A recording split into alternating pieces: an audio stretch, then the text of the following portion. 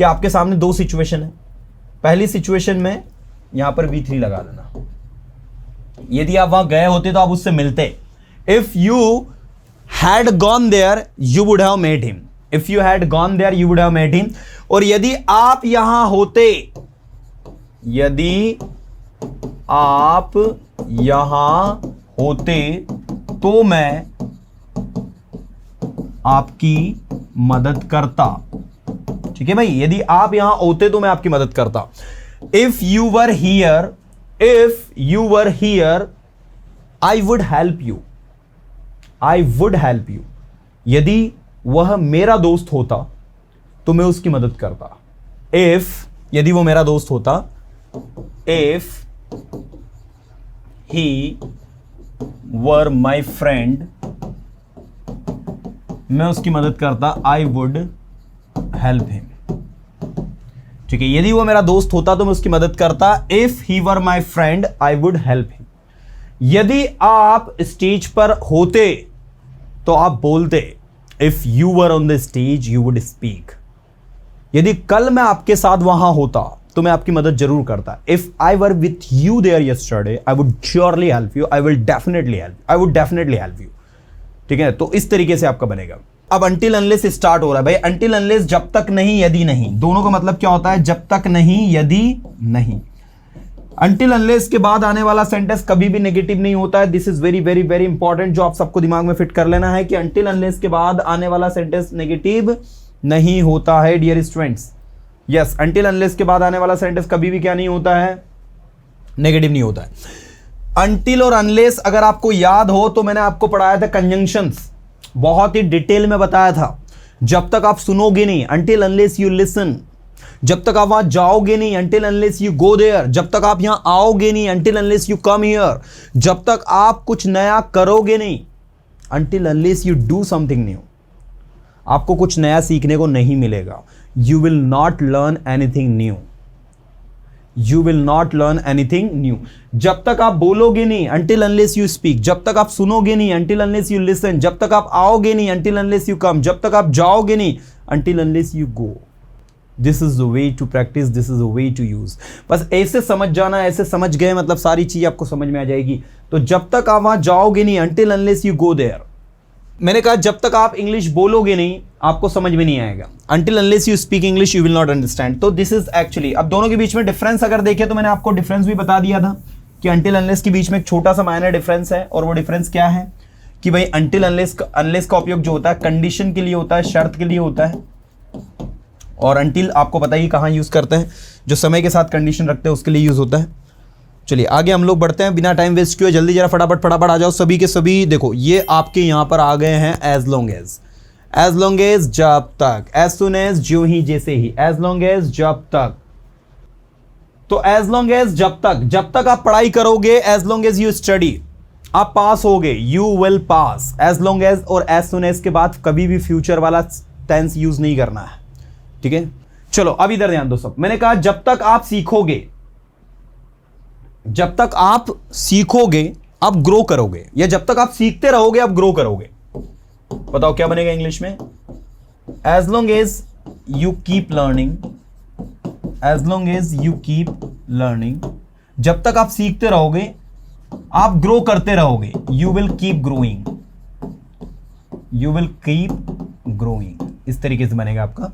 जब तक आप सीखते रहोगे, as long as you keep learning you will keep growing, जब तक आप सीखते रहोगे आप ग्रो करते रहोगे।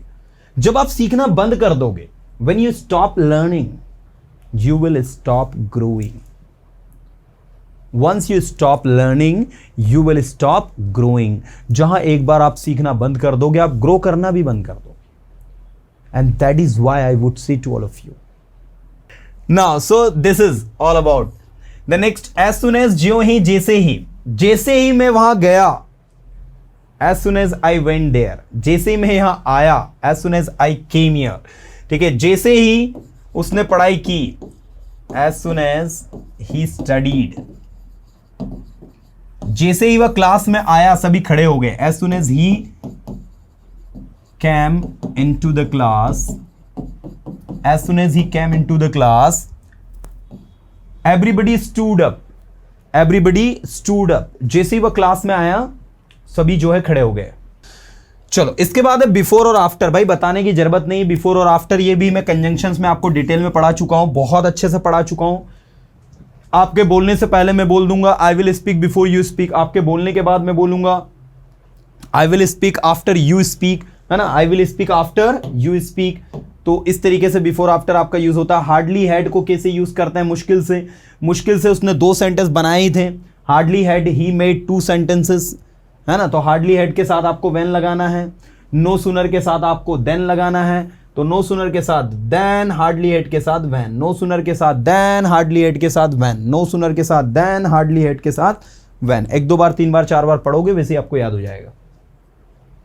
चलो इधर ध्यान दो, मैंने कहा मुश्किल से उसने 2 रोटियां खाई थी कि खाना खत्म हो गया। Hardly had he eaten 2 chapatis, लो भाई खाना ही खत्म हो गया यहां पर। When the food या when the meal got over, got over हो जाना मतलब होता है फिनिश हो जाना, खत्म हो जाना, ठीक है ना। ओके मैं वहां पहुंचा ही नहीं था कि मुझे वापस वहां बुला लिया गया। No sooner did I reach there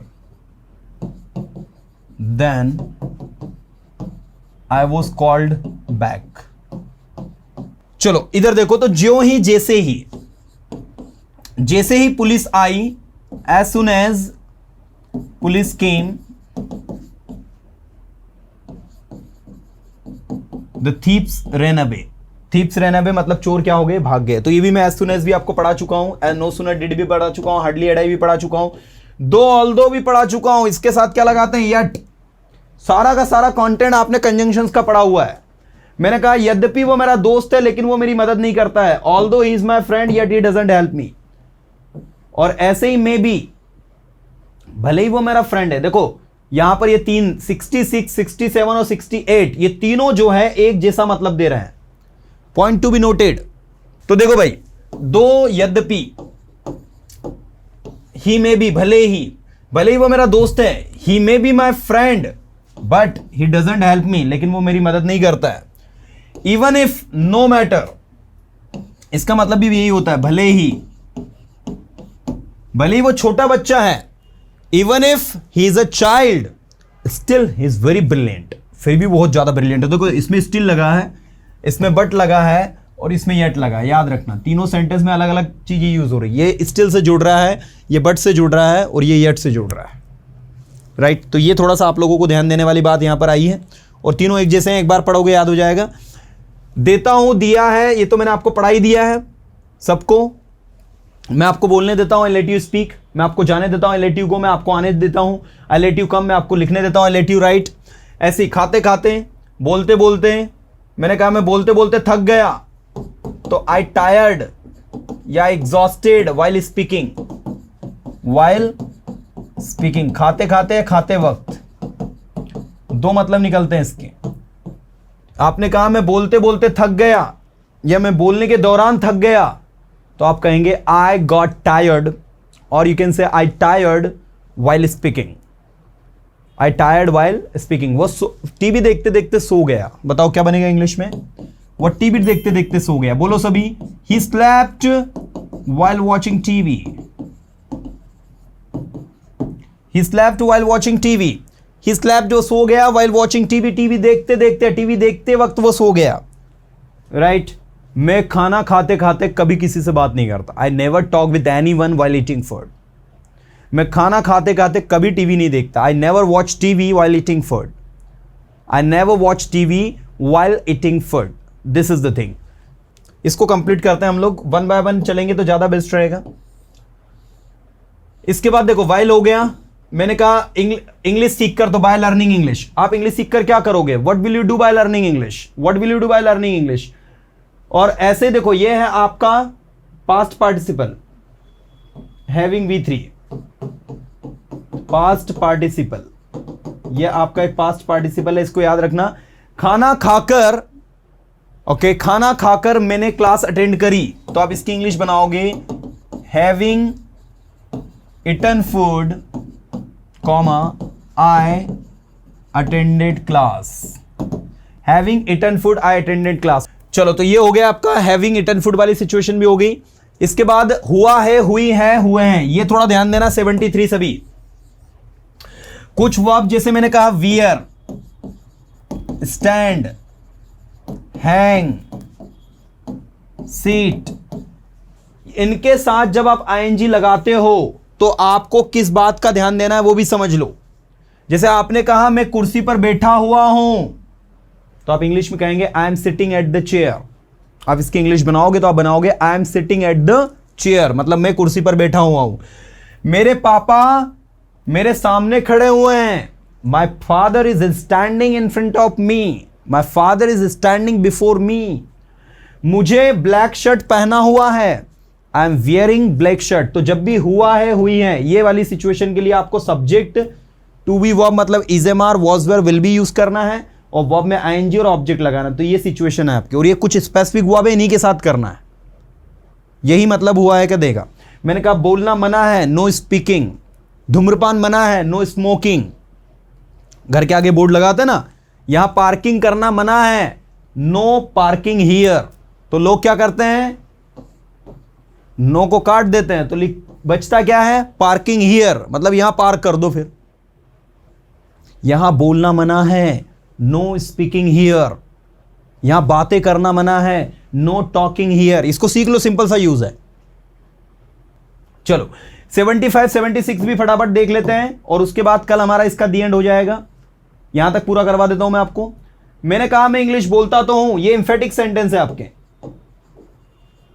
emphatic sentences, emphatic sentences मतलब ऐसे सेंटेंसेस जिनमें हम लोग जोर दे किसी चीज पर। मैंने कहा मैं इंग्लिश बोलता तो हूं, आई डू स्पीक इंग्लिश। मैं वहां जाता तो हूं, आई डू गो देयर। मैं वहां गया तो आई डिड गो देयर। मैंने पढ़ाई करी तो आई डिड स्टडी। मैंने सेंटेंसेस बनाए तो आई डिड मेक सेंटेंसेस।